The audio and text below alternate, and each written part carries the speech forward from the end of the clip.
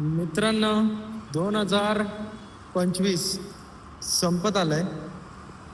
काहीच दिवस राहिले 2025 संपायला. तर बरेच लोक जेव्हा एखादं वर्ष संपत असतंय त्यावेळेस त्यांचे नेक्स्ट इयरसाठी भरपूर गोल्स सेटल असतात, की आपण सेटल असतात म्हणजे प्लॅन्स असतात की आपण हे करू ते करू.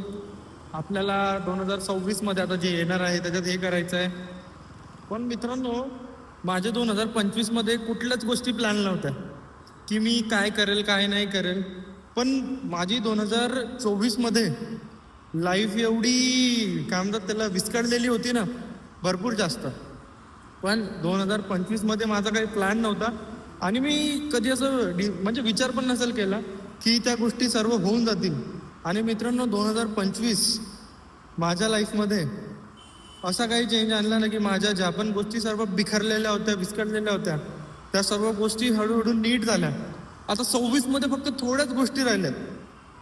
2026 थोड्याच गोष्टी राहिल्यात ज्या सेटल करायच्या आहेत. त्या झाल्या की मी एकदम मित्रांनो क्लिअर होऊन जाईल.